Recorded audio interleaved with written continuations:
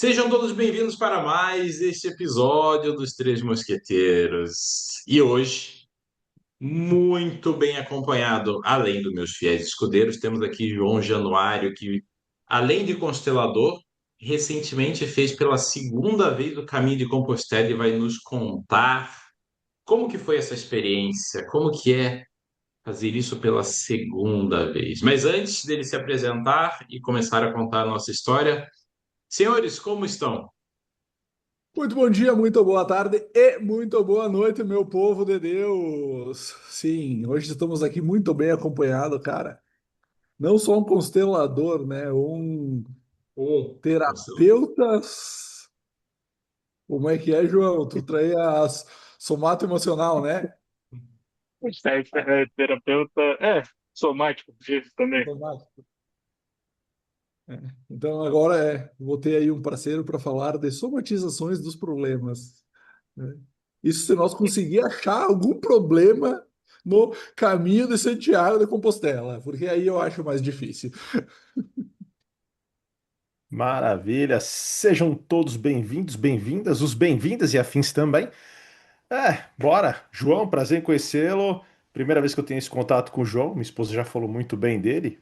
Minha esposa fala que prefere a aula dele, né? Então, quem sou eu para falar algo ao contrário? Então, João, por favor, se apresente.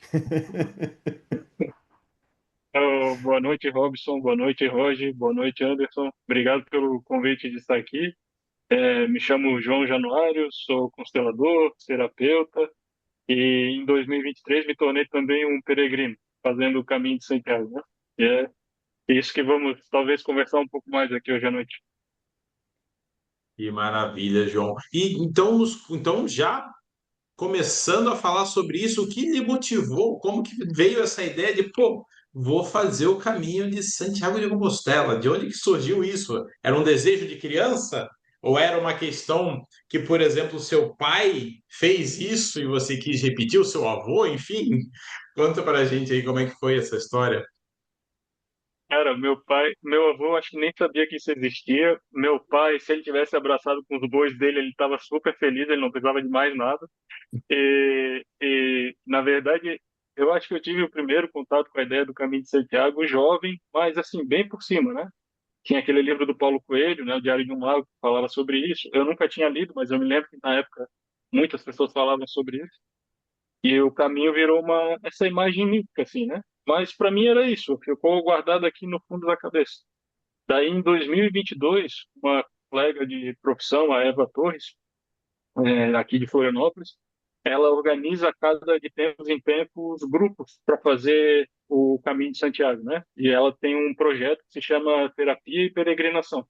Ela também é uma terapeuta sistêmica. Ela leva um grupo que é de 10, 11 pessoas. E esse caminho, além do próprio caminho em si, ela também dá um suporte terapêutico para aquilo que vai mexendo durante o caminho, né?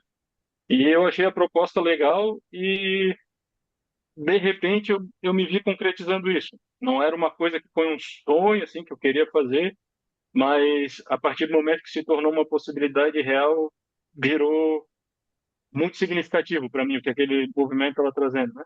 E eu fui com o grupo. E que tempo é esse percurso? O caminho de Santiago ele é 850 quilômetros, se eu não me engano, mais ou menos. Saindo de Saint-Jean-Pied-de-Port, que é na França, até Santiago de Compostela, e depois tem mais uns 4, 5 dias para ir até Finisterre, né? Que a tradição é fazer até Santiago, e tem esse trechinho que era conhecido como o fim do mundo, né? Assim, historicamente, né? E daí tu vai até lá. Todo esse trecho dá em torno de uns 40 dias, normalmente. Mas o caminho de Santiago, ele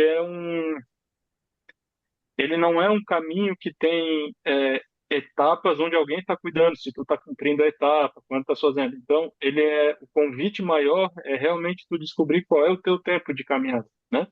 Então, tu vai adaptando. Tem dias que tu faz mais trecho, tem dias que tu faz menos quilometragem, tem dias que tu não faz nada porque o corpo não está aguentando, né? Então, tu para descansar. E nesse sentido, o tempo total varia, né? Mas a gente pode botar aqui uma margem segura para fazer o caminho todo entre 37, 35, 37 dias por aí. Sensacional. Vai lá. Então, é interessante. Mas o período que você falou que você foi um período mais ameno ou você foi no alto verão? Não, no verão é quase impossível de fazer, cara. É muito quente, muito, muito quente, né? E agora, os últimos anos, está tendo bastante queimada nesse período na Espanha, né? Então é até arriscado, porque às vezes tu pode estar no meio de uma região que está com queimadas, né?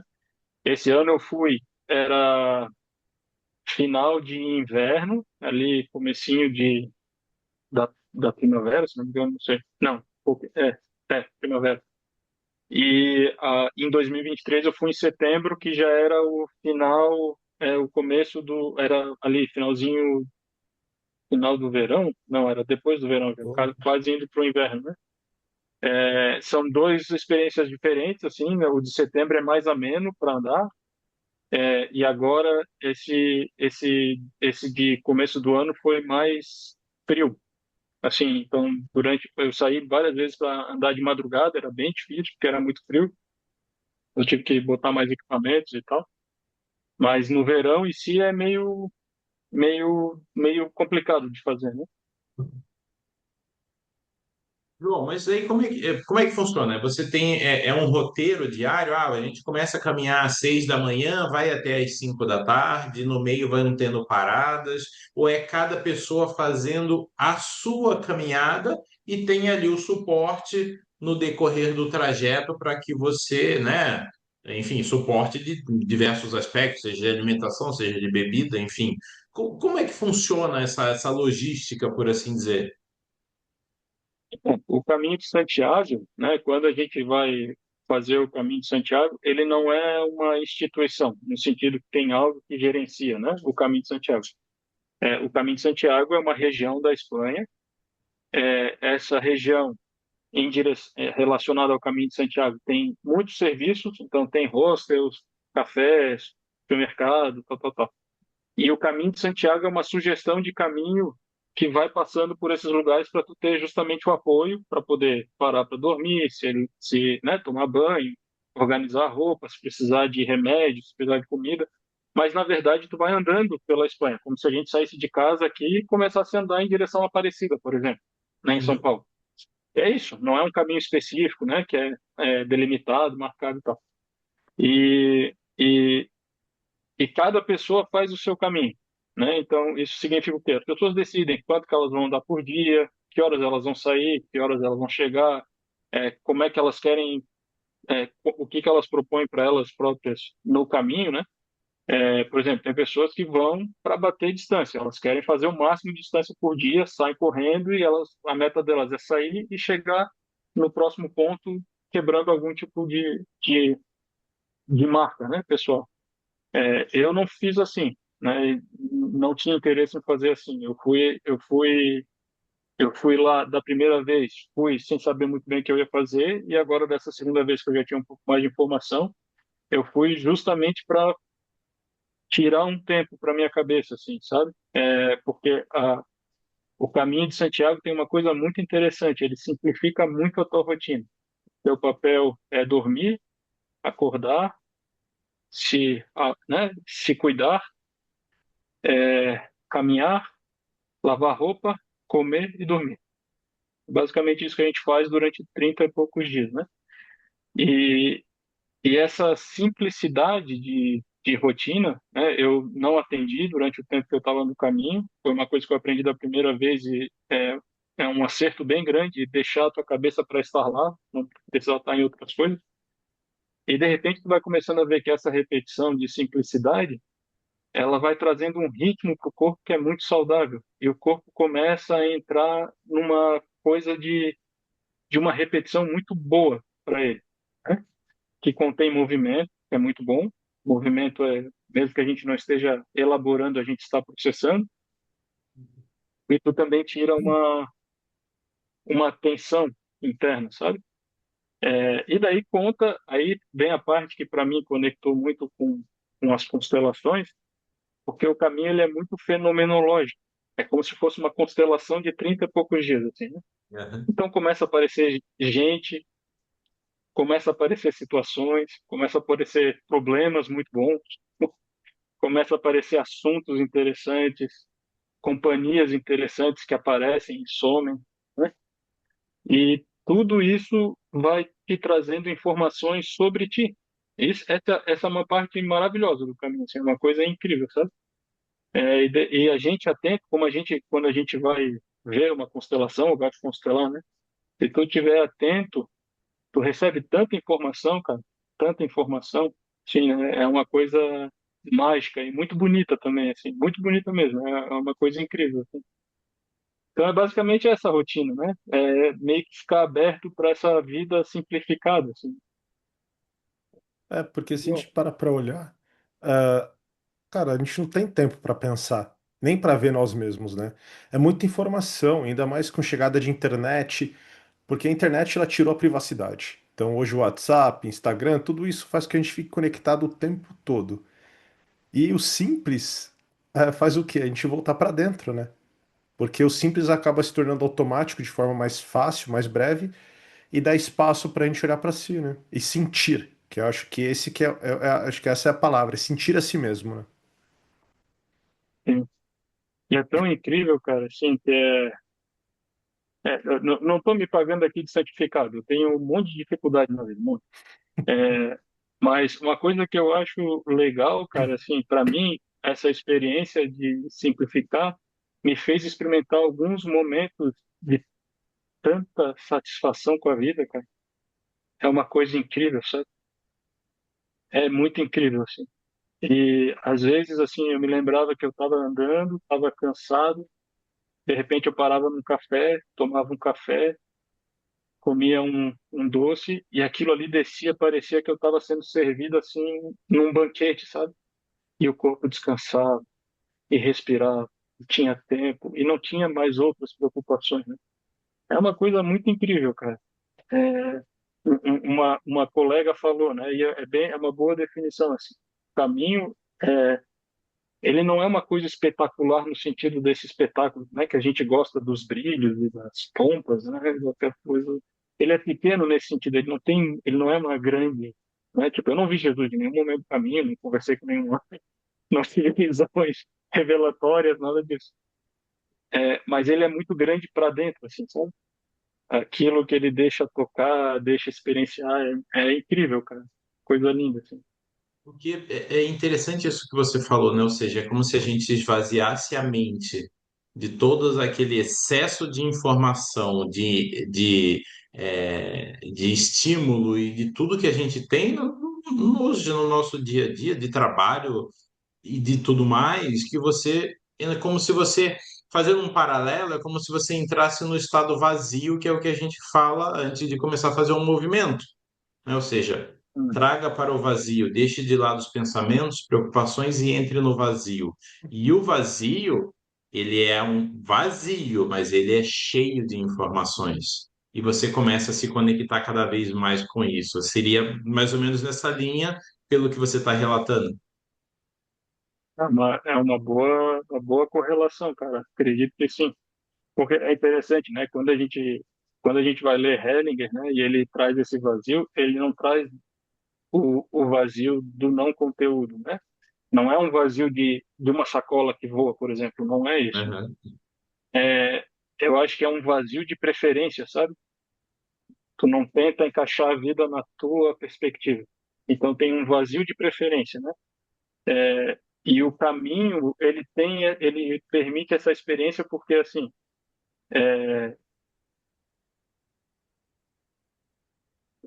tem uma frase que a gente lê lá em vários lugares, né? O turista exige, o peregrino agradece. No sentido que eu não vou buscar o hostel que tem a cama com... Cara, eu só quero uma cama. No fim do dia, eu só quero uma cama. Eu não quero mais que vai ter piscina, água aquecida. Tudo que aparece é extra. E olhe lá, às vezes tinha, nem usava. Mas tem um negócio nessa postura e é tão interessante, porque é até contracultural hoje, né? Hoje nós precisamos parecer, né? Nós precisamos botar luzes em volta, né? Todo mundo faz isso. E lá vai para um lugar assim, ó, cara, saca, tu já está recebendo algo. Tu ainda quer dizer que é outra coisa que tu quer, não é o que está à tua disposição. É isso o tempo inteiro, sabe? Então, de repente, tu começa a ver que essa postura, claro que a gente, eu tive em lugares lá que eu não gostei do lugar, não gostei da cama, não gostei de um detalhe A, de um detalhe B, sei lá.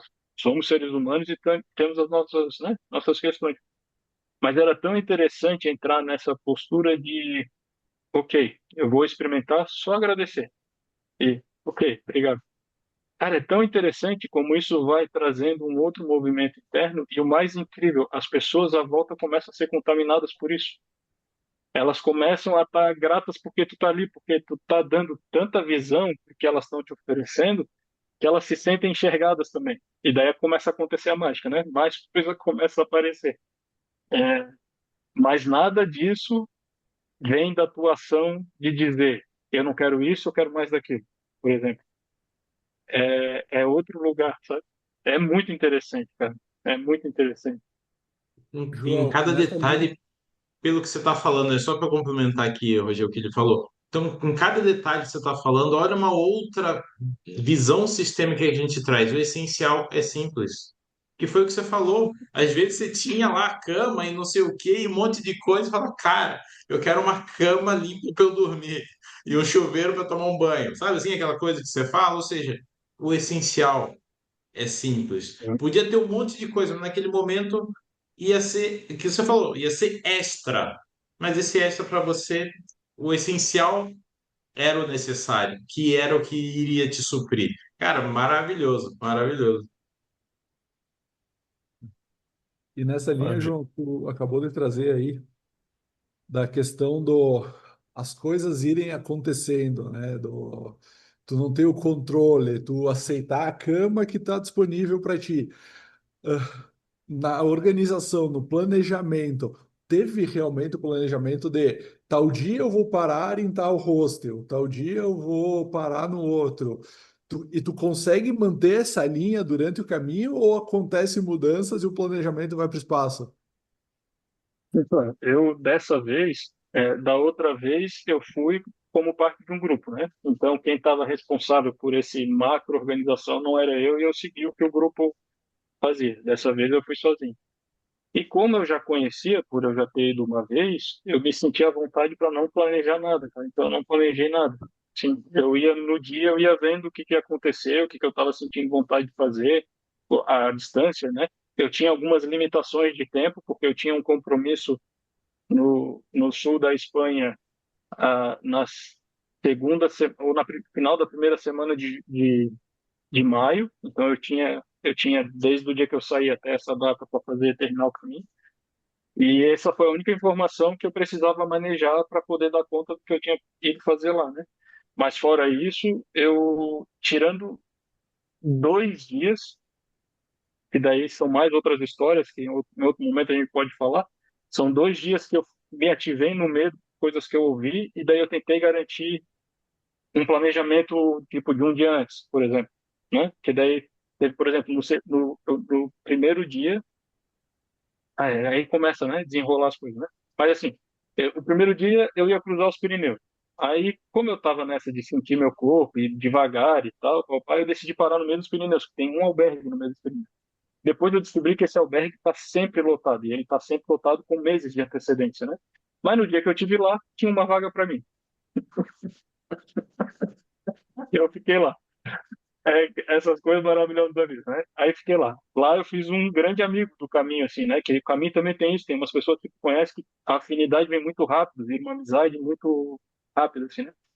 Aí lá nesse dia, quando eu fui, no dia seguinte, quando eu fui continuar os Pirineus, o pessoal de manhã começou a comentar que Roncesvalles, que era a próxima cidade, estava sem vaga, não tinha mais hostel, não sei o quê, então não tem mais lugar para ficar. E para gente que vai fazer uma caminhada de 20, 30 quilômetros, a informação principal é onde é que eu vou dormir, porque eu preciso descansar, né? E daí eu entrei nessa pira de não vai ter vaga, não vai ter vaga, eu comecei a me adiantar, ligar, tentar conseguir um quarto e tal. Então, nesse dia eu fiz uma reserva e depois, mais para frente, teve um dia que foi um pouquinho diferente, mas foi quase a mesma coisa, que a gente estava caminhando, a gente foi até uma cidade e na cidade não tinha vaga porque o hostel daquela cidadezinha, são cidades pequenas na maioria das vezes, estava fechado para reforma. Então tinha muito pouco camas disponíveis, né? Tem uma possibilidade de tu ir para dentro das igrejas e dormir nas igrejas. Geralmente as igrejas deixam, tu leva teu saco de dormir, faz parte do enxoval.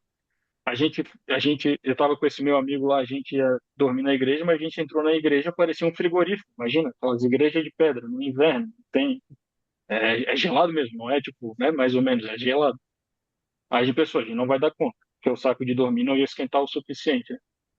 Aí a gente foi para uma outra cidade. Aí nesse dia também comecei a ligar para ver se achava alguma coisa, e no final das contas a gente achou numa cidade depois uma cama para ficar. Mas fora isso, todos os dias eu fui é, ao sabor do vento, assim, né? Fui sentindo o que eu estava a fim de fazer, o tempo que eu ia bater.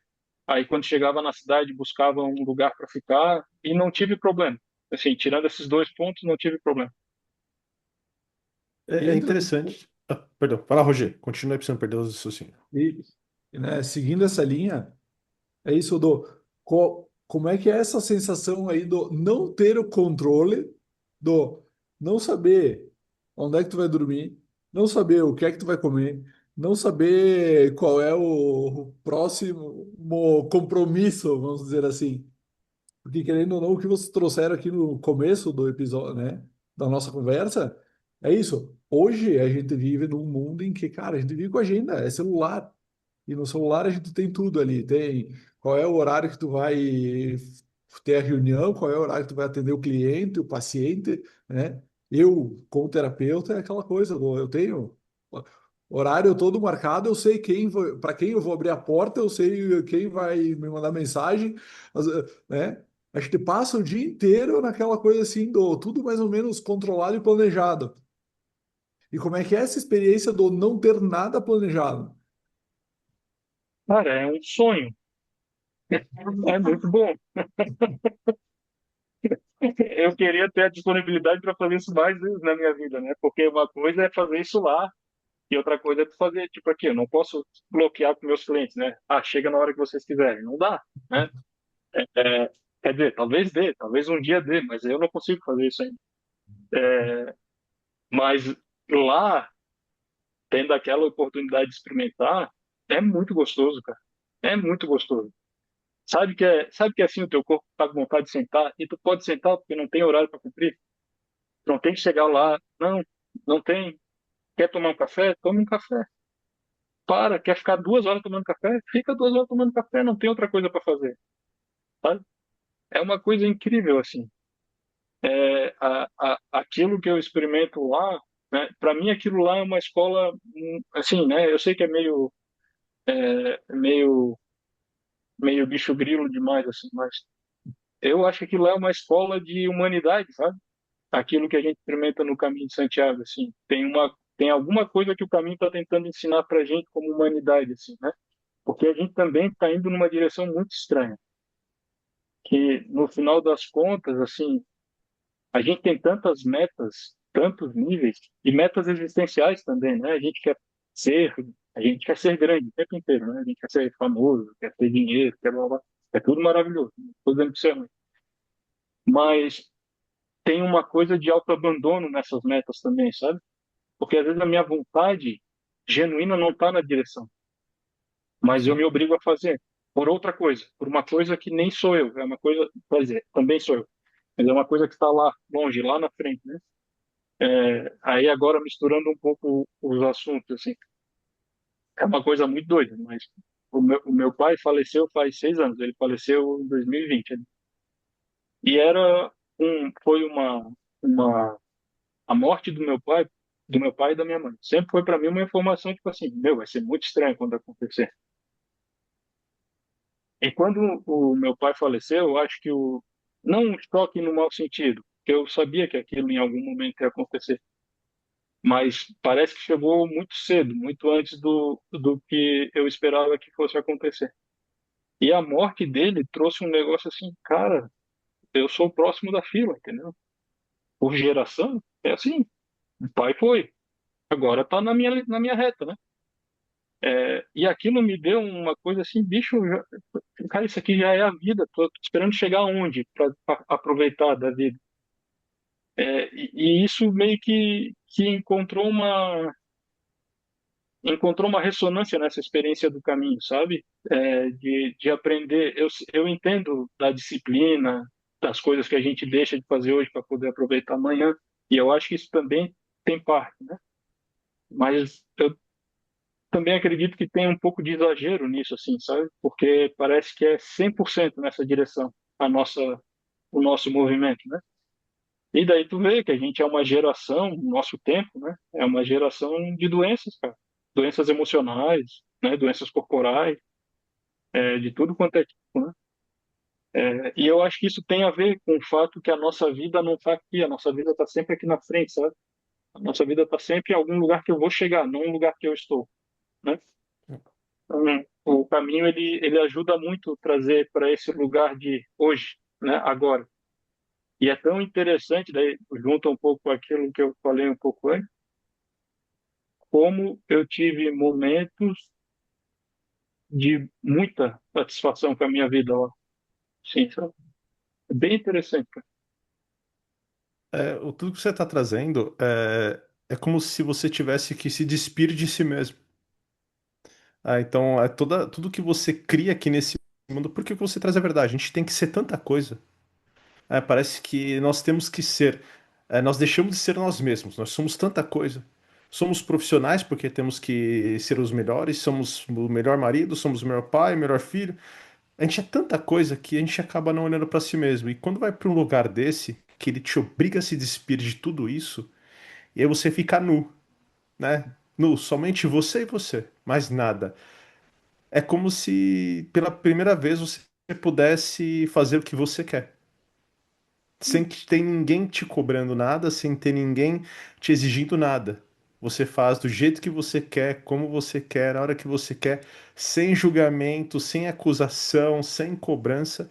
Então, assim, é como se você tivesse no paraíso, mesmo tendo os sofrimentos, entendeu? Mas é o paraíso, o seu paraíso, né? O seu paraíso, onde você fica com Sim, você mesmo sem ninguém para te atrapalhar. sim. Não, eu acho que nesse sentido que eu acho que tem um aprendizado mesmo, sabe?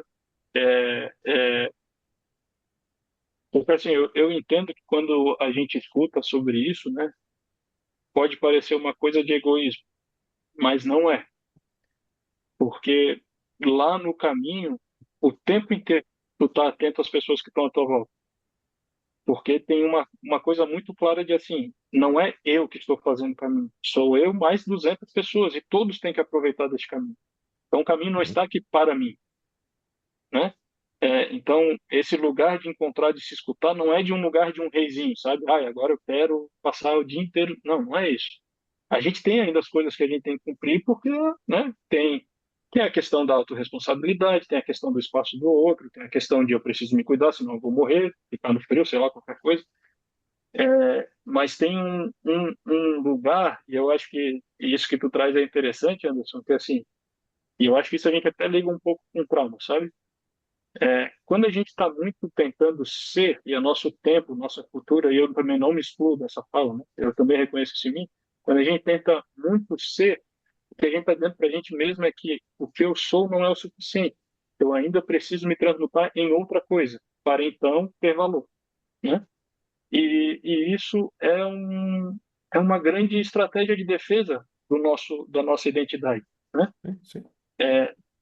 Como é que é experimentar que o que está aqui já é o suficiente, né? É um pouco nesse sentido, quando o caminho convida para tu se sacar, em vez de desempenhar, sabe? E às vezes o que a gente encontra lá na gente são coisas muito pequenas, assim. Tipo, eu tive um dia que eu fiquei 4 horas no café e eu não queria mais andar, não queria chegar, eu estava cansado, não queria cumprir as coisas. Aí, nesse dia, né, eu cheguei, sentei, fiquei um tempão sentado, de repente apareceu um cara. Ele era se eu não me engano, um holandês. Sentou do meu lado. E assim, a gente nunca tinha se visto, a gente não tinha se visto daquele ponto, a gente começou a conversar.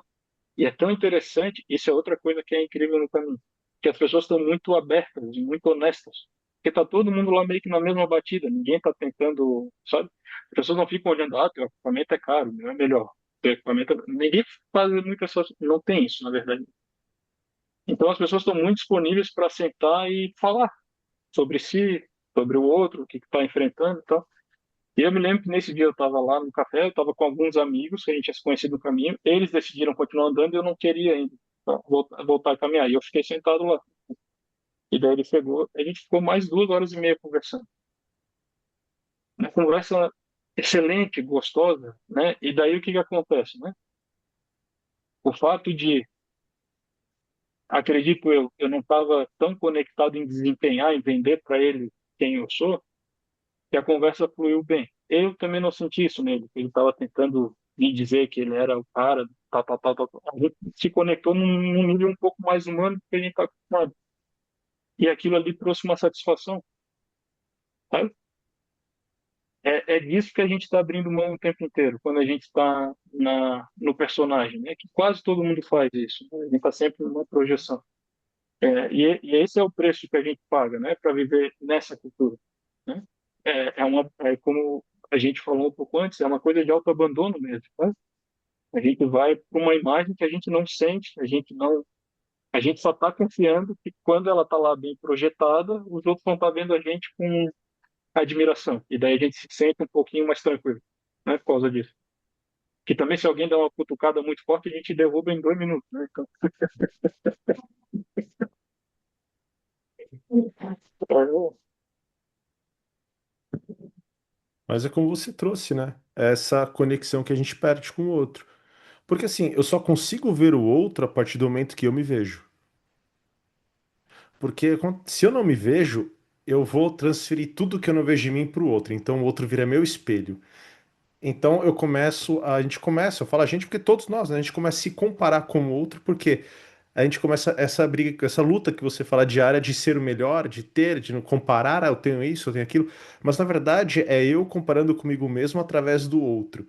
Agora, quando você tá despido de tudo, que você é você, você se vê, você se sente, você abre espaço para ver o outro. E como a gente fala na constelação mesmo, né? As pessoas querem ser vistas. Uhum. Então, E a para gente, você. e a gente quer ser visto também. Sim, e não só pelo outro, por nós mesmos, né? Sim, Porque para sim. nós vermos quem nós somos. E aí, cara, e assim, acho que sentar vendo a pessoa, escutando a pessoa de fato, sem comparação, sem aquela conversa antiga que a gente diz, né? Que era aquela conversa à beira de fogueira, à beira de cozinha com fogão a lenha, e falar sobre vida, falar sobre experiências, falar sobre histórias. Cara, isso acho que se a gente parar para olhar na nossa sociedade, isso é pouca coisa. Acho que a gente nem consegue fazer isso mais. E é doido, porque é meio romântico demais, mas eu realmente acredito nisso. Essa é a medicina que a gente está preparado para oferecer para todo mundo. E para a gente também usufruir dela, né? E que é muito difícil, cara. É muito difícil tu ser transparente na frente de uma pessoa. Olha, quantidade de intimidade que a gente precisa desenvolver para sentir segurança, para se expor de verdade. Eu não sei se a gente sequer consegue isso, né? Talvez a gente consiga nas nossas relações depois de um tempo, nas nossas amizades, graças a Deus isso pode acontecer, mas quase sempre tem um lugar de medo, sabe? De ser visto. A gente deseja ser visto, ao mesmo tempo a gente tem medo de ser visto, porque a gente sabe que, a bem da honestidade, a gente sabe que às vezes a gente fica mais de 1 hora na cama de manhã de acordar, que a gente não está fazendo o exercício do dia, que a gente está afim de comer gordura e não está nem para saúde. Tem um monte de coisa, né? Só que já tem um conhecimento tão grande do que deveria ser a vida boa, deveria fazer tanto de salário, deveria ter um casamento sem problemas, meus filhos deveriam. Eu não tenho filho, mas para quem tem filhos, os filhos deveriam ser tão não sei o quê, o carro tem que ser não sei o quê, o celular tem que ser não sei o quê, a marca que eu uso tem que ser não sei o quê, meus amigos tem que ser não sei o quê, meu consultório tem que ser em tal lugar, minha casa tem que. Sabe, é tanta caixinha que a maioria de nós não cumpre nem metade delas e a gente começa assim: opa, estou fora da regra. Deixa eu tentar fazer de conta que eu estou na regra aqui, né? E aí a gente vai se afastando e a gente vai perdendo uma capacidade que a natureza nos deu de a gente se regular em, em conjunto, sabe? Porque tu pode ver, cara, não tem. nada tão curativo quanto chegar na frente de alguém, falar a tua verdade e a pessoa só fala assim. Ela não te dá opinião sobre isso, ela só fica ali contigo, entendeu? É uma coisa Escuta, né? incrível. Na hora o teu corpo sente, na hora tu faz e solta. Isso é medicina? Aí, João, tu trouxe essa tua fala e me veio um insight aqui agora. Porque é bem isso, na verdade, às vezes a gente não quer ser visto. E daí quando eu falo a gente, é todo mundo. A gente não quer ser visto, a gente quer ser admirado, que é diferente, né? A gente quer que a pessoa veja o nosso melhor, né?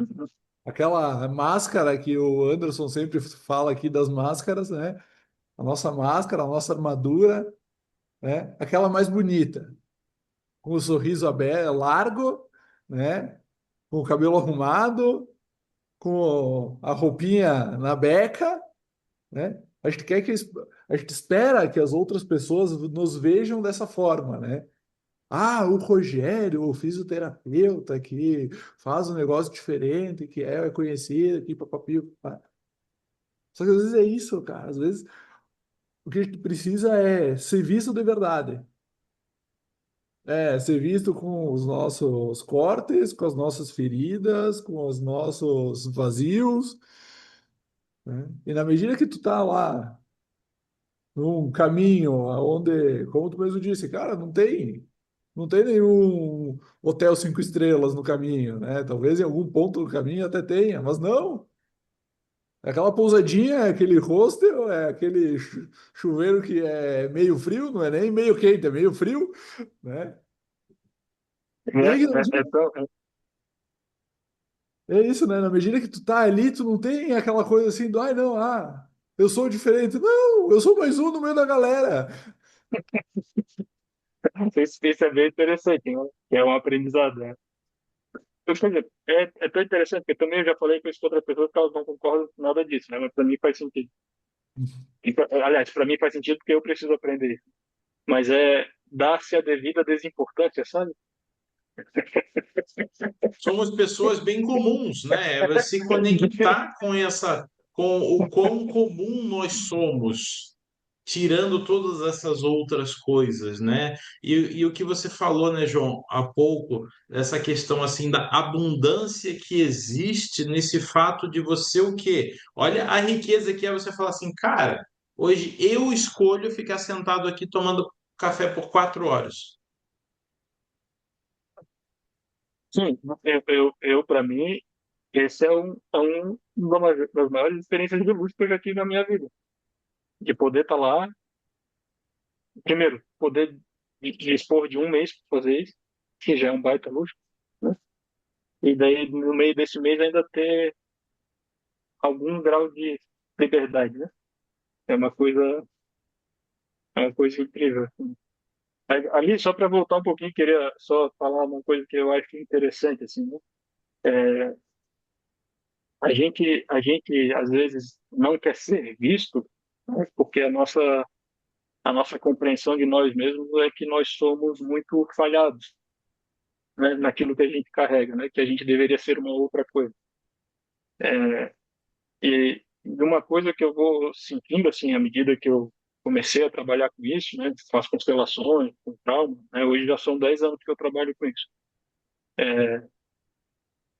É quase como se isso fosse um modo de fábrica de quase todo ser humano, sabe? A gente dificilmente se sente suficiente, assim. E é tão interessante porque a gente tem um espírito de porco dentro da gente, né? Porque a gente não se acha suficiente, mas a gente é muito rápido em julgar o outro quando ele se mostra não suficiente, né? E então é quase que num ponto assim bem abaixo é bem interessante porque é quase a gente faz isso quase para nos desmotivar a nos expor e bancar, né? Quer dizer, então, quer dizer, eu registro na minha experiência que se eu me expor, eu vou ser ridicularizado. Que é isso que eu faço. Pode ser internamente, julgando a outra pessoa, pode ser publicamente, né? E o que que isso convida, né? qual é a nossa disponibilidade também para. Aí a gente fala de uma coisa bem da constelação, né? Que a gente que é constelador aprende muito isso ali no campo. Como é que eu saio dessa disponibilidade tão grande de julgamento que a gente tem? Porque o não julgar também é uma automedicina. Porque se eu alivio isso que eu faço com os outros, eu começo a eu me permitir também me mostrar, porque eu tenho menos o registro do que acontece com quem me vê falhado, né? E isso, por exemplo, é uma coisa que nesse tempo que a gente está, assim, não esse tempo, eu estou dizendo esse mês, assim, esse tempo da minha vida, eu tenho prestado muita atenção nisso, assim, comigo, né? O quanto que eu faço isso. Porque o julgamento, às vezes, está tão disponível e tão rápido, né? E a gente acaba por encarcerar as outras pessoas e se encarcerar também, porque daí a gente não permite se movimentar dentro do que é uma verdade, né? Que acaba virando uma prisão para todo mundo, sem movimento. É uma coisa tão interessante. E junta com essa ideia, né, que a gente poderia, se pudéssemos confiar mais uns nos outros, é uma medicina tão disponível, né? Poder se mostrar e ser visto com todos os buracos que a gente tem, né? Com todas as falhas que a gente tem. Nós vivemos uma mentira. Ou seja, somos todos mentirosos. Nós reclamamos, eu vou trazer aqui o olhar político. A gente fala, o político é mentiroso. Todos nós somos mentirosos. Porque você vai na casa dos teus pais, você mente. Mente pra quê? Pra ser o bom filho. Aí você vai na casa do teu sogro e da tua sogra, você mente. Mente pra agradar tua esposa, mas você não quer estar ali. Você vai no trabalho, você mente pro cliente, você mente pro teu chefe, você mente pra todo mundo. E você mente pra pessoa mais importante, que é você mesmo. Então nós Uhum, vivemos uma mentira. E a gente vive tanto nessa mentira que a gente acredita que é verdade. uhum, E uhum. esse que é o pior de tudo, acredita que é uma verdade. Só que assim, como diz Jung, né? O self uma hora cobra, a alma uma hora chama. E aí que tá. E aí começam os incômodos, começam os problemas, começam as autorreflexões, o caos interno, porque não dá para sustentar uma mentira por muito tempo. E essa mentira, só que essa mentira é para segurança, óbvio. É uma forma de sobrevivência, ainda mais no mundo de hoje que você precisa ser alguém, né? Mas o que você fala é verdade. Se todo mundo pudesse, pelo menos um dia na semana ou no mês, poder sentar de forma neutra, livre de tudo isso e conversar de forma sincera, sendo si mesmo, com suas vulnerabilidades, suas qualidades, o mundo seria diferente. Sim, sim. Aí, eu acho que de uma forma ou de outra a vida nos coloca nesse lugar, sabe? Eu falo isso até onde eu vivi hoje, que são meus 41 anos, então eu não sei como é que é para frente. Mas daquilo que eu observo, do que eu já experimentei até hoje, isso vai acontecer de um jeito ou de outro, né? Inclusive eu vejo assim, quando os clientes chegam na constelação, essa semana, isso foi uma coisa que ficou bem claro para mim. Assim, a constelação, ela é sempre fruto de alguma resistência do cliente, sabe? Sempre é uma resistência do cliente, que ele deveria só dizer sim, mas ele ainda está dizendo não, né? E às vezes eu tenho a impressão que o caminho que a vida nos faz é começar a abrir mão dessas resistências de um jeito ou de outro. Ou tu abre no amor, ou tu abre na dor. Mas é tipo, a realidade, as condições, as pessoas, a natureza, o mundo, o clima, o financeiro, tudo é uma coisa que está um pouco acima da gente. Não, não tão. Não, cara, o que que a gente comanda por vontade? Tudo vem de uma ilusão que a gente vai comandar. E, né, eu já fiz várias coisas por exemplo, divulgar meu trabalho que não deu em nada. E já passei tempo sem fazer nada e chegou um monte de cliente. A gente às vezes tem uma ilusão de que as coisas têm uma causa e efeito, né? Eu gosto quando o Hellinger fala, né, que quando a gente consegue estar no nosso lugar, e eu acho que esse lugar é uma coisa bem grande, né? Você fala do sistema familiar, fala do nosso lugar pessoal, fala do todo, mas quando a gente consegue estar no nosso lugar, aí a gente descobre que existe uma bolinha no qual a gente pode se mover dentro. E daí sim, aí aqui tem alguma ação pessoal, né? Mas aquela liberdade que eu comando, isso, para mim, já é claro que isso não é uma verdade, né? Mas é tão interessante como a cultura tenta te colocar nesse lugar, comande a sua realidade, comanda a sua realidade, né? É uma máquina de doente, né? De fazer doentes. Na verdade, quando você fica. A gente cria a nossa realidade, mas bem nesse sentido que você falou, de forma inconsciente. Então, não é que você controla tudo, não, não. Você está inconscientemente gerando aquelas realidades. E isso aqui, e essa perspectiva que você trouxe é muito rica de que, assim, a pessoa ela está dizendo não para algo que ela tinha que dizer sim, e se ela tivesse dizendo sim, ela estaria no flow, no fluxo da vida, e tudo estaria fluindo de forma muito mais leve. Então, isso é de uma riqueza gigantesca, mas como tomar consciência disso, partindo-se do princípio que a maioria das coisas elas são inconscientes, né? Então, sabe que eu acho que, por exemplo, quando a gente faz uma formação, né, quando a gente vai estudar constelação, por exemplo, eu acho que o Hellinger nos deu uma dica sobre isso quando ele fala que a postura é mais importante que o conhecimento. É mais importante eu ter uma postura de parâmetros do que saber o que fazer, né? Porque se tu for tentar se municiar para ser um constelador que sabe o que fazer, tu não vai dar em lugar nenhum. Porque, como ele fala isso em alguns pontos, né? Mas teve uma frase que eu vi em algum lugar que eu acho muito boa. A gente só sabe notícia velha. A gente não sabe notícia para frente. A gente só sabe do que já está formatado, né? Eu não posso chegar para um cliente com um problema dele formatado. Eu não sei qual é o problema do cliente. Por mais que eu possa falar, tem uma desordem, tem desequilíbrio, mas eu não sei qual é o problema do cliente. Eu não sei o que está acontecendo ali. Então, se eu chegar com o saber, eu não vou ajudar o cliente. Ou talvez, algumas vezes eu ajudo, porque, como falo, né, até o relógio está certo 2 vezes ao dia. Mas o lugar onde eu posso realmente estar disponível para o cliente é a partir da postura, né? O não saber, não intenção, não julgamento, né? Incluir as pessoas envolvidas no coração, uma forma de dizer, mas ver a todos, né? E eu sinto que com a vida é a mesma coisa. Assim, se a gente pegar essa postura que a gente tem dentro de um campo profissional e a gente aplicar isso para a vida, a gente também ganha espaço, porque não é sobre saber conduzir a vida, né? Mas é quase como saber como estar na vida. E a partir desse lugar de postura, aí tu vai atuando naquilo que a vida vai te trazendo e que permite aqui algum movimento, né? Mas no final das contas é quase isso. O nosso movimento é se a gente vai dizer sim ou não, né? Se eu disser não, eu resisto, e daí fico ali dançando até a hora que eu me cansar e dizer sim e seguir, né?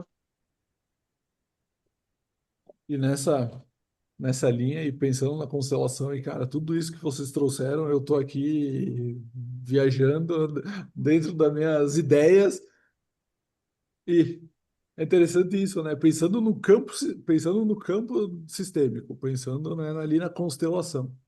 Na medida que tu diz o não, como tu mesmo disse, não tem movimento. E a falta do movimento é a morte. A vida é movimento. Uhum. E a gente Muito, a precisa dizer evolução, sim. né? Exato. E a gente precisa dizer sim. A gente precisa botar a cara. A gente precisa tirar a máscara. A gente precisa parar de mentir, como o Anderson trouxe anteriormente, né? A gente precisa, em alguns momentos, como o João trouxe, eu sentar e tomar o café por 4 horas para entender qual é o próximo movimento. Porque às vezes também é Sim. aquele movimento repetitivo. Tu fica ali girando, girando, girando, girando, girando, cara, tu não sai do lugar se tu só ficar ali girando, girando, girando, girando, girando. Isso é outra coisa que é incrível, cara, porque realmente a gente é pouco esfolado na questão do tempo, né? A gente quer para ontem. Quase tudo é claro, né? A nossa mente é muito rápida. Ela tem uma imagem idealizada em 2 segundos sobre onde eu quero chegar, né? Mas se tu for botar esse movimento na vida real, tu vai ver que só para criar o primeiro passo disso, às vezes vai 3 meses, né? Que seja, sei lá, juntar uma grana, sei lá, não corresponde à verdade, né? É, e daí a gente pode aqui quase fazer uma. uma alegoria do nosso próprio cérebro, né? Porque existe um sistema mais abaixo, reptiliano, que o tempo dele é mais longo, né? O tempo dele ele não é o mesmo tempo da mente cognitiva. E depois a gente tem esse neocórtex que tem um funcionamento super ágil, né? E de uma forma a gente tem vivido muito essa realidade, né? A gente tem esquecido um pouco dessa realidade aqui de trás, tendo mais para essa realidade aqui. Só que o nosso corpo é uma mistura desses dois sistemas, né? E se a gente não conseguir, talvez seja isso quando fala, né, de encontrar um caminho de integração. O que que é integração? É que eu posso usufruir de todas as ferramentas internas que meu corpo dispõe, não privilegiar um né, em decréscimo do outro. Então, ok, tem a velocidade da cognição, mas o tempo do corpo é outro, né? O tempo do corpo ele tem um processo que ele precisa passar o corpo, né? A linguagem do corpo é a sensação. A sensação não acontece assim, né? Uma vez que eu faço uma ativação no meu corpo com algo estressante, eu preciso dar tempo para todo o meu sistema voltar para a regulação. E isso varia. Pode ser ondas maiores, pode ser ondas menores, mas a gente nem se liga nessa informação, como se tudo fosse aqui, nessa condução, né, do tempo. Então, é isso, assim, né? Tem todas essas integrações, né? O nosso lugar, né? Não é um lugar de rei, né? A gente não está aqui para dominar, quer dizer, minha impressão é essa, que a gente não está aqui para comandar tudo, porque a gente claramente não consegue comandar tudo. Eu não consigo nem comandar quando eu sinto fome. Olha que coisa doida, cara. Não, eu não posso falar assim, não, hoje eu vou deixar para comer às 10 da noite, porque daí eu agilizo o meu dia. Não dá conta. O teu corpo vai te apresentar antes essa questão, né? E voltando para a história do campo, é isso. Quando a gente tenta dominar, quando a gente tenta induzir, a gente está interferindo. E quando a gente Sim, interfere, o que é que acontece? Uma aranha. Exato. Atrapalha. Às vezes mais atrapalha o fluxo do que ajuda, né? E sim. aí esse controle, né, que o João trouxe, essa coisa do querer controlar, do querer a gente visualiza ali a cena, a gente quer fazer, a gente quer botar prazo, a gente quer botar limite ali, quer dizer, não, tem que ser, nos próximos 10 dias eu tenho que fazer tal coisa, né? Só que às vezes é isso, às vezes, cara, o teu tempo não é 10 dias, às vezes o teu Sabe, tempo sabe o que é interessante hoje? É, a gente se angustia muito em ficar no não saber. A Uhum. gente prefere fazer qualquer coisa do que fazer a coisa certa.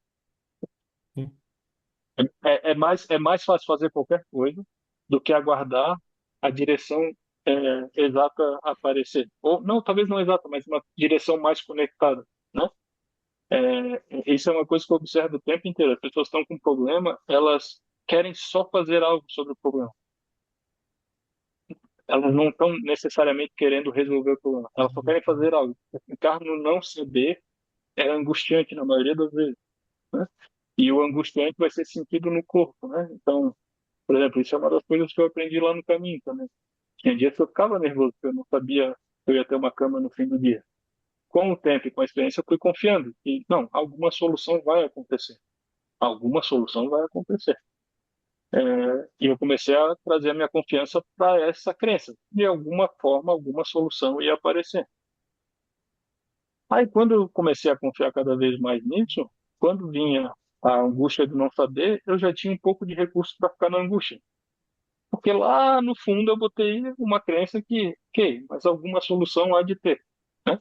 E como a vida foi me mostrando que realmente, em algum momento, alguma solução apareceria, aí começa a se criar um espaço para estar com o não saber, né?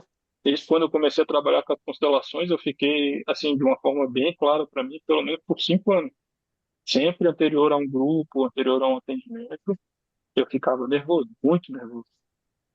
Porque tem um lugar de a gente não sabe exatamente o que que a gente vai fazer numa sessão.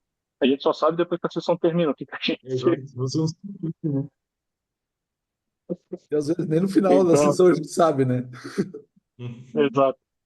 Então, é um lugar tão aberto, né? E é claro, né? só esclarecer para não ficar mal entendido. Não é uma questão de responsabilidade, é uma questão de um atendimento em constelação que não aplica um protocolo. Momento A é isso, momento B é isso, momento não é assim. É esse o não saber, né? Claro que tem uma postura que me permite estar ali e acompanhar as pessoas e que eu me preparo para isso. É, mas, de verdade, a gente não sabe. Por exemplo, se alguém me chega com sede, eu sei que se eu der um copo d'água, resolve. Eu não sei se eu vou fazer isso no atendimento de constelação. Eu não sei se a pessoa vai sair dali com a solução que ela veio buscar. Geralmente, a pessoa não sai com esse tipo de solução. Embora depois, com o movimento acontecendo, a pessoa sabe, puta, mudou alguma coisa. E bom, né? Mas é um lugar tão aberto, né, de presença, e leva tempo, sabe, para estar nesse lugar, assim. E hoje a minha. Não hoje, que eu acho que eu estou praticando isso há algum tempo já, mas, por exemplo, a saída no caminho de novo esse ano me auxiliou de novo a entrar nesse lugar. Como é que eu vou abrindo mão de saber, é, é, agora eu vou fazer isso, agora eu vou fazer isso, agora eu vou fazer isso, para uma outra postura, né? Que se conecta com algo um pouco mais amplo, assim. E é difícil, cara. É difícil, porque, de uma certa forma, é abrir mão dos elementos que a gente entende como elementos que simbolizam segurança.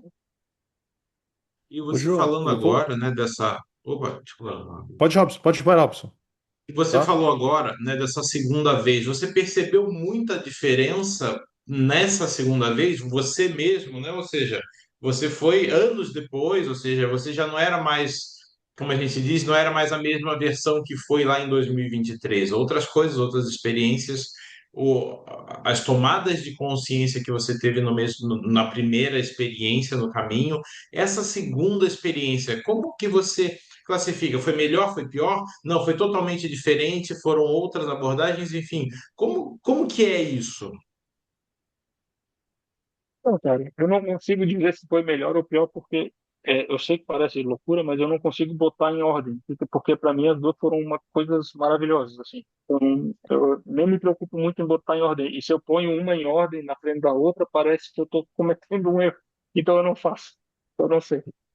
Agora, uma coisa que foi muito interessante foi perceber na segunda ida experiências da primeira ida se concretizando na compreensão. Aí não sei se porque teve o contraste de uma nova experiência e daí já tinha uma imagem anterior e de repente aquilo ali gera alguma coisa. Isso foi incrível, cara, porque teve várias coisas.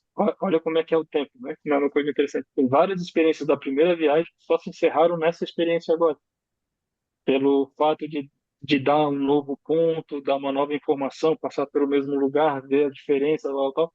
Várias coisas, né? Eu conversei durante esse caminho bastante com a Eva, né? Que foi quem me levou da primeira vez. E eu trocava com ela, assim, oh, hoje está acontecendo isso, tal, tal, tal. E várias coisas, cara. Eu só percebi que eu integrei nessa segunda ida em relação à primeira, né? E ali me ficou claro mais uma coisa também, né? Tu vê, são 3 anos de experiências entre uma e outra. E tem coisas, tem movimentos que só se completaram agora, esse ano, em relação àquela primeira experiência, né? Isso, para mim, é um aprendizado bem grande sobre o tempo, sabe? A gente tem tanto um enquadramento, né? Faço hoje, para amanhã estar resolvido, né? E, de repente, tu vê que tem processos, nesse caso, que levaram 3 anos, por exemplo, para eu chegar numa... Chegou aqui, né?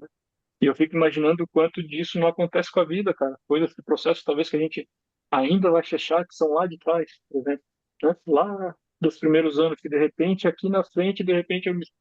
parece que alguma coisa assim, né? Eu acho isso muito incrível, porque não é algo dito, sabe? De novo, entra naquela fantasia que o tempo é a gente que controla também, sabe? É tudo no meu tempo, é do jeito que eu quero, e quando eu botar vai... Mas se tu observar o movimento que acontece embaixo, tu pode falar que o movimento acabou, mas o movimento acaba no tempo específico que ele acaba, né? Não acaba porque a gente manda ele acabar. É muito interessante. É bem filosófico também, mas é muito interessante. Voltando para essa questão do tempo, eu estava aqui refletindo enquanto você falava que a gente vive tanto nessa velocidade do resolver, como você trouxe, não importa se vai resolver ou não, importa que eu fiz algo para sanar o momento, né? Essa velocidade. E a gente vive tanto na velocidade que a gente não vê a vida passar. Uhum. A gente não tá vendo a vida passar. Tá tão rápido, e agora com a era digital, que as coisas são muito mais velozes, a vida tá passando. E a gente tá se dando, a gente só vai se dar conta quando, como você falou, no momento que tiver que dar conta, que você vai falar assim, cara, a vida passou. E eu vi Uhum. onde? Onde eu tava? O que que eu fiz? Então, assim, é o que você disse, nós deixamos de apreciar a vida, de ver a vida. Porque eu não sei se você sentiu isso lá, mas quando a gente está desconectado com essa velocidade do mundo moderno, o tempo ele passa de forma tranquila. Uhum. O tempo ele rende. Sim, O tempo ele sim. parece que ele expande. Você fala, cara, andei meio-dia. Você fala, não, ainda são 10 horas da manhã. Então, sabe, parece que quando você se conecta com a vida, quando você dá tempo para apreciar a vida, o tempo expande. Só que a gente está tão conectado nessa versão breve, breve, breve, como se a gente estivesse naquele filme O Clique, sabe? Clicando o acelerar, acelerar, acelerar, que a gente está vendo a vida passar, tá perdendo os detalhes do mundo, os detalhes de si mesmo, e tá se dando conta muito tarde. Isso se der conta, né? Ah, e isso é muito interessante, cara, porque eu já falei isso aqui um pouco antes, né? É, a satisfação, pelo menos para mim, isso está fazendo muito sentido. A satisfação com a vida tem menos a ver com chegar e tem mais a ver com estar. Um corpo que não está não consegue sentir satisfação. E a gente nunca está. Porque a gente está sempre lá, né? Então, tá aqui junto também um conceito que o Hellinger falava o tempo inteiro, né? A gente pode usufruir da vida que a gente quer. Não que a gente quer, porque até a gente já entra um pouco nesse, mas assim, a gente pode usufruir da vida que a gente tem, mas tudo tem um preço, né? E às vezes o preço, por exemplo, é abrir mão das estratégias de defesa que a gente aplica na nossa identidade, né? Só que chegar nesse espaço é uma coisa que eu experimento comigo, por exemplo. Pegar nesse espaço demanda tempo, cara. A gente é tão incrustado, né? Dessas estratégias e de medos e de não valor e de tristezas e de coisas não resolvidas, né? E parece que se defender é sempre a saída mais segura, né? Só que na defesa a gente não tem vida, assim.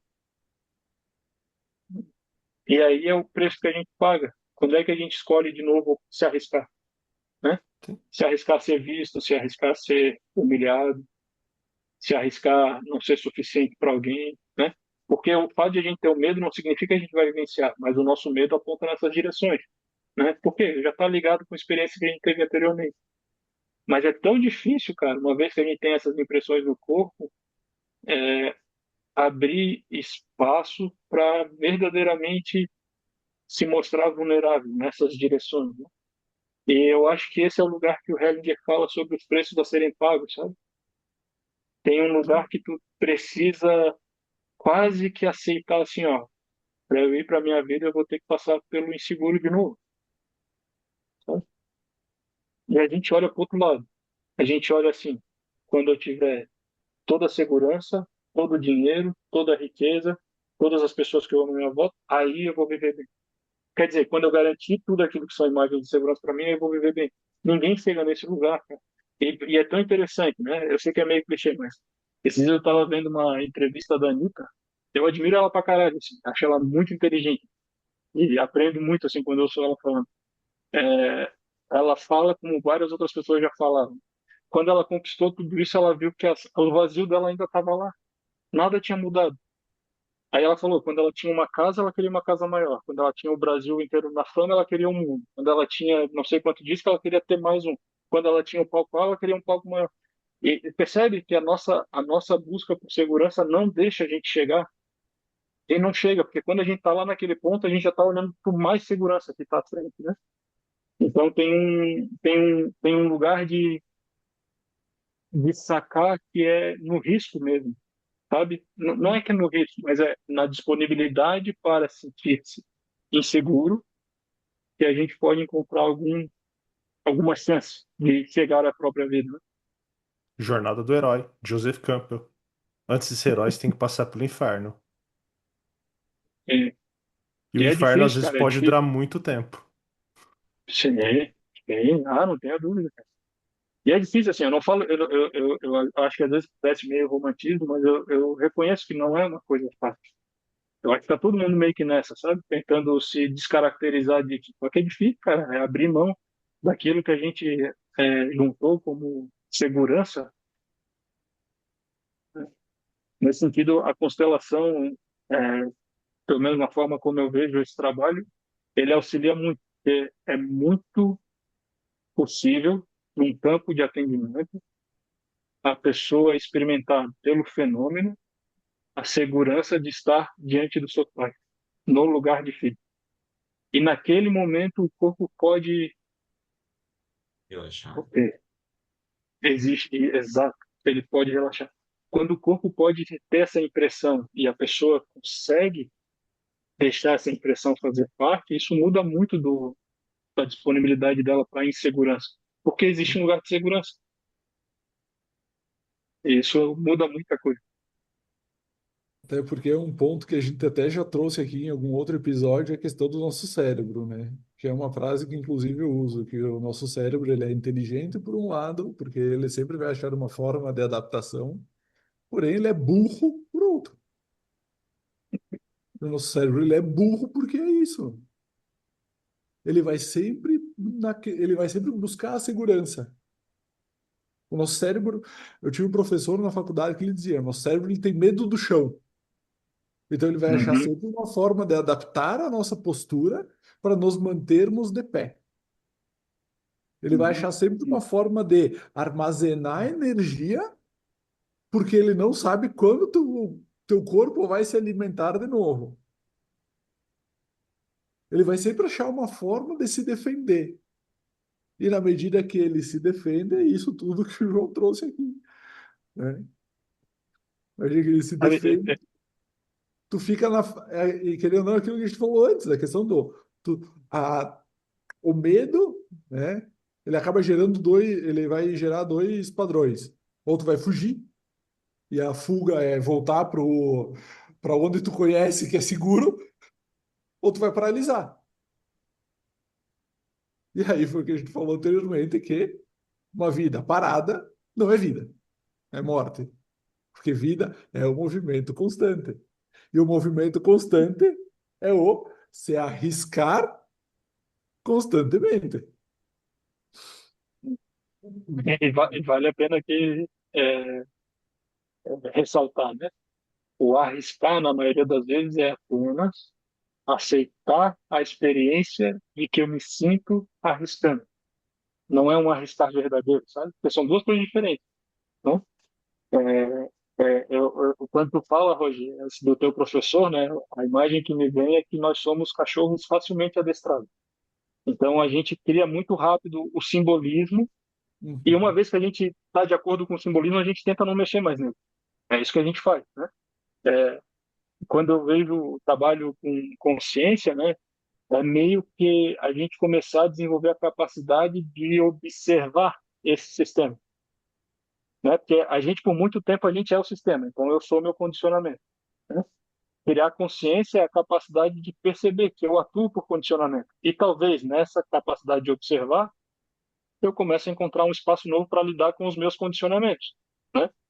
É, é, por exemplo, é, numa família que todo mundo é mal de grana, ser bem de grana vai ser sentido como um risco gigante, cara. E o teu corpo vai tensionar pra caramba, porque tá tudo indo muito bem. Mas como assim? Percebe? Como a relação não é uma relação de realidade, é uma relação de experiência, né? Se a gente não se der conta dessa observação que a gente pode fazer conosco, a gente fica refém desse lugar muito primitivo, né? É, e sem contar que, assim, né, por exemplo, dentro de histórias sistêmicas, né, familiares, é esperado que a gente, como os mais novos do sistema, amplie o sistema, porque o sistema ganha chance com isso. Não é porque a gente é bom, nem porque a gente é a fada madrinha do sistema, não tem nada a ver com isso, a gente não é especial.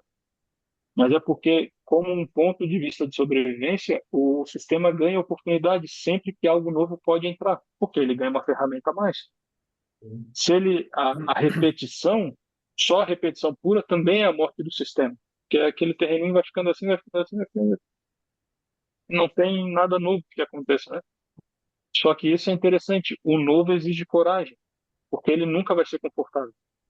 Ele nunca vai ser confortável. O novo não é confortável. Todos esses desejos que a gente tem de uma vida diferente, se a gente tem de verdade desejo disso, prepara para aguentar a tensão, porque vai ser ruim, não vai ser bom. Tá?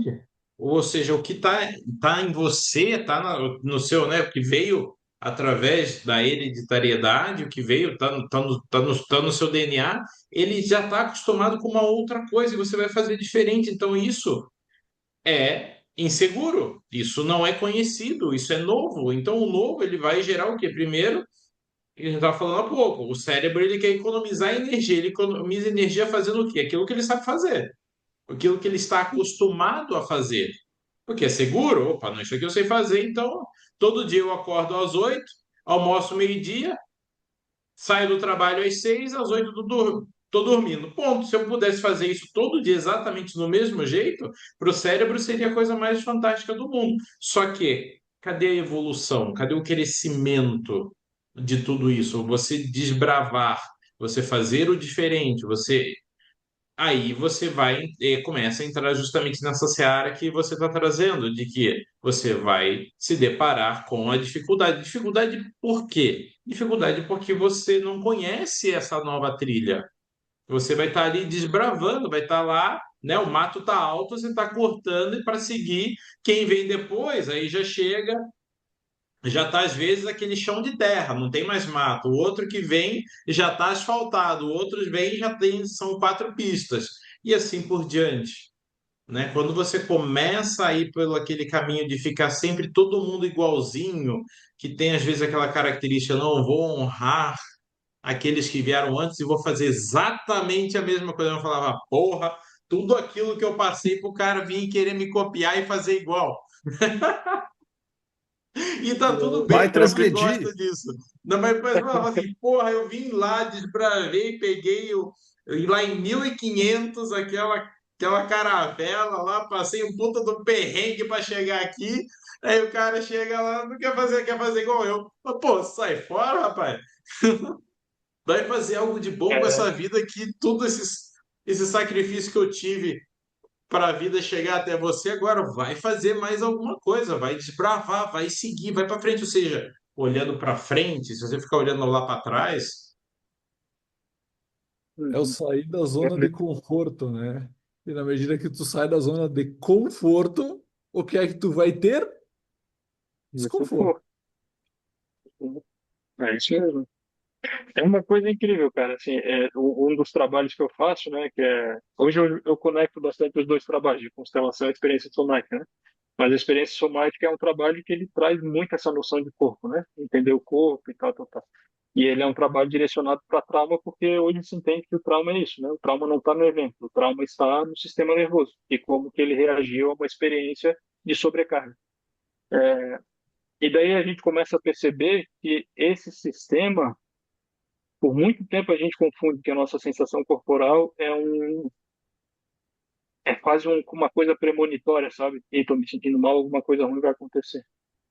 E a gente começa a ficar com medo dessa sensação de desconforto, né? Quando na verdade o nosso sistema nervoso ele é mais um sistema informativo de assim, ó, aqui dentro é assim que a gente está agora. A gente está meio tensionado, a gente está relaxado. É isso que ele está dizendo, né? É uma coisa incrível também, mas assim, a gente aprender a lidar com esse nosso sistema, né, de sensações, sentimentos, Isso é um diferencial gigante, sim, né? Porque muitas vezes a gente reage a uma sensação de forma equivocada, como, por exemplo, inibindo o movimento necessário, porque está desconfortável. E a gente diz assim, acho que não é para fazer isso, está meio estranho aqui. Não, ele só está dizendo assim, ó, tá olhando para um lugar que tu não conhece ainda. Só. E como que é esse trabalho, João? Conta para a gente um pouquinho mais, já para a gente ir direcionando para o nosso final. Conta um pouquinho mais como que é esse trabalho. O trabalho da ciência somática é um trabalho que foi desenvolvido por Peter Levine, né, um psicólogo americano, e o que ele trouxe nos estudos dele é que, é isso que eu falei, né, o trauma não está no evento, o trauma está no funcionamento do sistema nervoso. E nesse sentido, qualquer experiência tem um potencial traumático. Por exemplo, eu gosto de dar esse exemplo porque eu acho que ele é bem ilustrativo, né? Imagina que um bebê ali com 2 meses de idade, por algum motivo, é separado da mãe e não mama mais na mãe. Naquele sisteminha nervoso, naquele momento, isso pode entrar como uma informação de sobrecarga, porque a criança, naquele sisteminha, sentiu desapego, sentiu vulnerabilidade, sentiu medo, sentiu tensão, né? Qualquer coisa. E isso, quando essa sobrecarga acontece, fica impressa no sistema nervoso. Logo, esse sistema nervoso e tudo que ele gerencia no corpo é afetado por essa desregulação, né? E a experiência somática é um trabalho através do escaneamento corporal e das sensações que busca pegar essas cargas e conduzi-las para a completude, né? No caso, o final, a descarga dessa tensão, dessa ativação. Basicamente é isso. É um trabalho bem sutil e bem simples, mas ele é muito interessante no resultado, né? O foco dele é que a gente pegue um sistema que está ativado e consiga ir trazendo ele para uma linha basal de regulação mais próxima do natural. As pessoas que estão traumatizadas, elas estão com essas linhas já lá em cima, né? É por isso que a gente às vezes vê pessoas, por exemplo, reativas, né? Tu fala, não dá para ir. Como assim não dá para ir? A pessoa mal tem uma ativação, ela já começa lá em cima, né? Mas porque o sistema nervoso dela já está já hiper impactado, né? Por essas ativações. Legal. E como é e é o quê? É tipo, é um aparelho que se coloca para medir? É você, são toques no corpo? Como que é que funciona para você medir isso? Não é medição, né? O trabalho ele é aí, rastreamento corporal, então junto com o cliente a gente vai percebendo o que está acontecendo no corpo e observando os sinais de descarga, né? Respiração, tensão, relaxamento, temperatura, várias coisas vão acontecendo no corpo que eles vão demonstrando para que lugar essa ativação está indo, né? Tremores, movimentos, né? Colapsar, hiperativação, congelamento, tem vários símbolos, né? E numa sessão, o que a gente busca é trazer recursos e acompanhar através do rastreamento corporal para que o cliente possa, é quase assim, é um meio de recursar o cliente. Quando ele entrar na experiência de sobrecarga, ele não sai correndo, é o que a gente geralmente faz. Ou a gente reprime ou a gente faz conta que não está nada acontecendo e aquela energia permanece ali. Através das sessões, um dos objetivos é auxiliar o cliente a deixar a onda se completar. Isso às vezes é um desafio porque a gente não completa essas ondas sem experimentá-las. E muitas vezes a gente volta para a experiência, né? Da tensão, daquele estado de desorientação, do corpo sem força, do corpo com muita força, né? Por exemplo, é muito comum trabalhar com pessoas que elas estão com muito medo do quanto elas sabem que elas podem matar alguém, por exemplo. Porque essa energia de agressão está tão forte no corpo, a resposta de luta, por exemplo, ao mesmo tempo tem uma repressão tão forte a esse movimento, que essa energia fica ali. E ela só fica com esse estado de eu tenho que tomar cuidado, porque se eu pegar alguém na minha frente, eu mato. E a pessoa, obviamente, a maioria das pessoas não está afim de fazer isso, né? É. Às vezes a gente acha que a gente quer, mas quando a gente realmente se coloca na situação, a gente percebe que a gente é muito mais preparado para não machucar do que para machucar alguém. A gente tem muito sistema que retrai isso, né? E também é possível fazer como uma forma de incentivar isso através de toque. Aí tem alguns tipos de toque que a gente faz no corpo, em alguns pontos, né? Principalmente nas articulações, que são as... Esqueci o nome do diafragma, tem alguns Diafragma. diafragmas nas articulações, Então a gente também tem alguns toques específicos que vão incentivando isso também. É isso, é um trabalho Grosseiramente, incrível, cara. Pô, com certeza. grosseiramente explicando ou simplificando, né, para quem é da constelação, dando assim, só um plus a mais nessa explicação do João, é a sensação da constelação mesmo. Quando a constelação vai acontecendo e tu termina a constelação e tu tá ali conseguindo Isso, respirar diferente. isso. Exato. Exato. Inclusive, esse é um dos lugares que essas duas ferramentas se casam muito, assim, né? Porque quando a gente trabalha com constelação, a gente precisa conversar com o corpo do cliente, sabe? É necessário. Se a gente manter a constelação aqui, a gente não vai muito longe, não. A gente precisa que o cliente reaja à constelação de outro lugar, né? E se vocês forem observar os vídeos do Hellinger, ele já fazia isso lá no começo, né?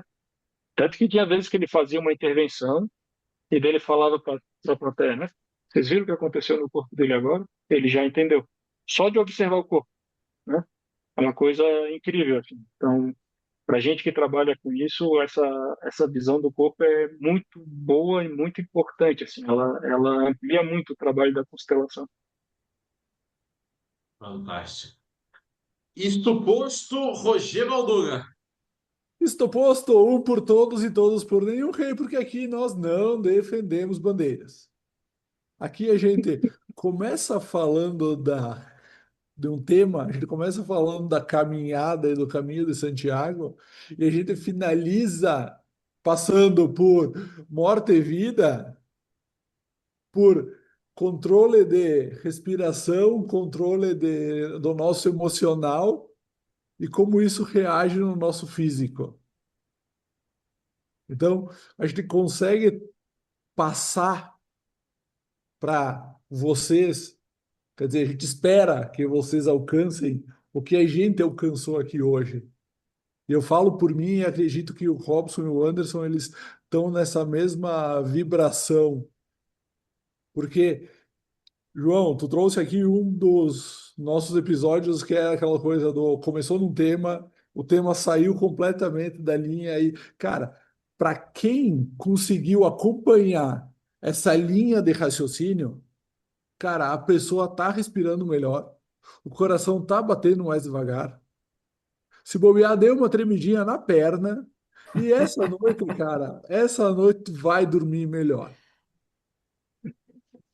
Fantástico. João, mais uma vez agradecemos enormemente a sua participação e essa é a riqueza da gente trazer convidados como o João, que além de contar a sua experiência, tem uma bagagem fantástica, tanto na visão sistêmica quanto em relação a essa terapia que ele está falando. Assim, eu tive a oportunidade de ter aula com o João e posso dizer assim que é fantástico, um profissional assim que conhece a fundo tudo que ele se propõe a fazer. Então, João, até para as pessoas que nos acompanharam até aqui e querem saber um pouco mais do seu trabalho, querem entrar em contato com você, se sentiram interessadas em fazer a sessão contigo, como que eles te encontram, como que eles conseguem falar com você, enfim, traz aí o seu recado final para a gente finalizar o episódio de hoje. Cara, primeiro eu agradeço, obrigado pelo convite, adorei também estar aqui conversando. É muito legal conversar com quem está afim de conversar sobre isso, né? Porque a gente às vezes vira o louco do passeio, assim, né? Então é bom conversar sobre essa coisa. É, então, quem quiser entrar em contato comigo, tem aqui embaixo, tem o meu arroba joão.januário.neto. Lá no Instagram daí consegue ter todos os outros contatos e os grupos quando tem, os cursos quando eu ofereço também. E, de novo, agradeço, foi muito legal. Gostei da conversa e gostei de estar aqui com vocês também. Maravilha. É isso aí, galera. Até a próxima. Valeu. Valeu!